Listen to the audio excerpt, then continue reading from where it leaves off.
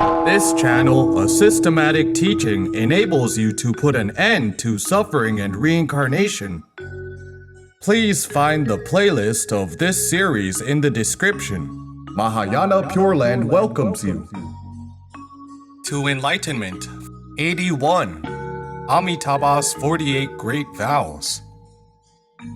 Self-liberation versus liberating others. Self-liberation and liberating others are not different things. When there is a condition for self-liberation, we can liberate ourselves.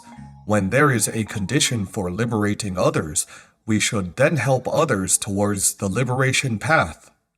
The moment of helping others is also self-liberation. When we help all beings, isn't it nurturing our own compassion? If we cultivate purity at home, doesn't it also strengthen our precepts, samadhi, and wisdom to enable us to liberate all beings pervasively in the future? Self-liberation and liberating others are indeed one thing. However, the conditions of each person are different. Conditions include that of past lives, such as the vows you made in your past lives or the different dharma affinities you have with all beings. Based on your conditions, you will naturally set an objective goal to decide your direction instead of being subjective.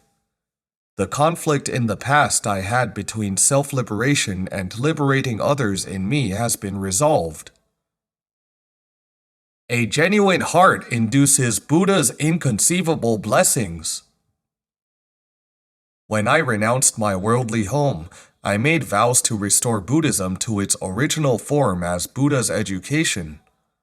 We do not have enough skills in cultivating precepts, samadhi, and prajna to face so many external temptations, but we firmly believe that there is Buddha's blessing once we have made this vow.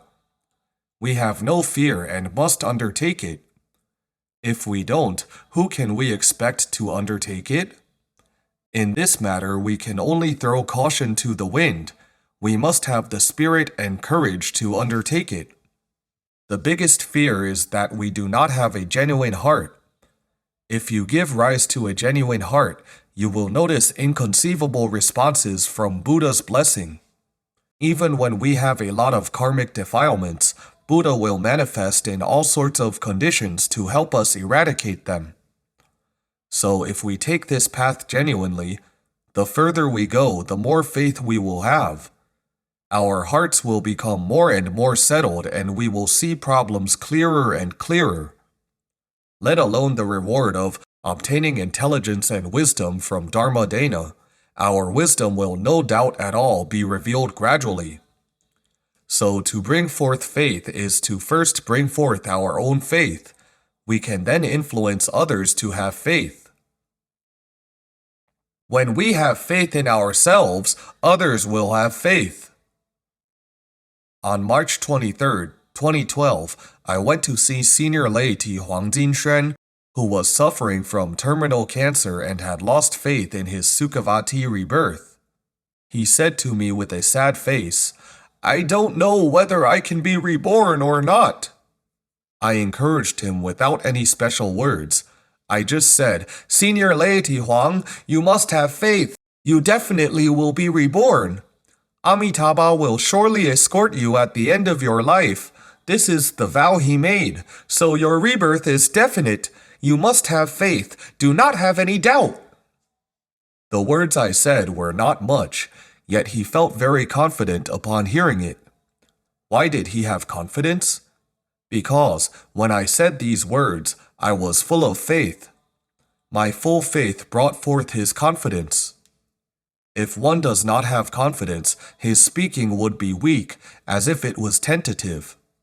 If the words were spoken hesitatingly, how could one bring faith to others? Different people will render different impacts on others, even if the words being said by them are the same. That is because the confidence in each individual is different. When you have full faith, the things you do will be more consummate and your wisdom will be revealed more. Shifu and Xia Lianzhi remind me the importance of confidence. For a long period of time, I did not have the confidence to undertake a mission. I always thought of self-liberation. One time, Shifu said to me during a walk, "This is the cause from your past lives, the mentality of practicing Hinayana life after life." The mind of practicing Hinayana has made it difficult for me to bring forth the Mahayana Bodhisattva, so I do not dare to undertake the mission. Why do I not dare to undertake it? It is still due to insufficient confidence. Later, a fellow practitioner who had attained some degree of dhyana went on a retreat in a monastery in Australia, and Xia Lianzhi came to see him during his retreat.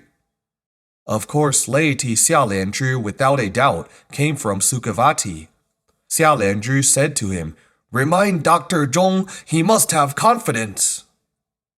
At that time, I was still Zhong Maosen, and I didn't really understand the implication when these words were passed on to me. I felt that I was quite confident, but now I have understood that my confidence was indeed not ample. Why? I still did not dare to undertake the mission of guarding and upholding the entire true Dharma. This showed that my confidence was still weak. With confidence, we can undertake the mission. We learned in the Infinite Life Sutra how confident Bhikshu Dharmakara, the former life of Amitabha, was. He vowed that, when he became a Buddha, his land would surpass all lands of 10 directions, his name would be praised by all Buddhas in 10 directions, and all beings reborn to his Sukhavati would attain Buddhahood in one lifetime. We must bring forth this kind of self-confidence. This self-confidence is neither arrogance nor competitiveness. It is through understanding the truth of life and the universe, as well as knowing that our self-nature fully possesses this kind of virtues and capabilities. Only then would we have faith and dare to undertake the mission. Bodhisattvas who come from Sukhavati, edifying all beings, are to help them bring forth faith. Once all beings bring forth this kind of faith, they will then cultivate bodhi conduct and practice Samantabhadra Bodhisattva's way. The king of 10 great vows guides homecoming to Sukhavati. Bodhi conduct is a cultivation for attaining Buddhahood, so is Samantabhadra Bodhisattva's way. How is it possible that ordinary people can implement these lofty practices? So, in order to be able to cultivate, we must have confidence. Confidence comes from understanding the truth of life and the universe, as well as knowing that our intrinsic nature fully possesses all kinds of virtues and capabilities. To obtain this kind of confidence, there is nothing better than listening to sutras and Dharma teaching. Shoulder the inherited undertakings of Tathagata. Ancient virtuous ones taught us we must shoulder the inherited undertakings of Tathagata. When we undertake it, we will obtain the blessing from all Buddhas. We are the sons of the proud Buddha, the first disciple of Amitabha. There will really be all Buddhas of 10 directions coming to bless us. Think about it. In this Dharma degenerating era, no one undertakes the mission. When we undertake it, won't the blessing power of all Buddhas shower upon us? As it states here, even if they were born to other worlds, they will forever be free from the evil paths. They either love to speak Dharma, love to listen to Dharma, or may manifest the supernal power of bodily function. They can practice in accord with their wishes and will perfect all of them. These realms are the realms of Mahasattvas. We are mortal. Can we do it? Yes, we can. What do we rely on? We rely on our faith and aspiration. When we dare to shoulder it, we will have the blessing from Amitabha's vows and all Buddhas in 10 directions. Thanks everyone for learning with us. Namo Amitabha!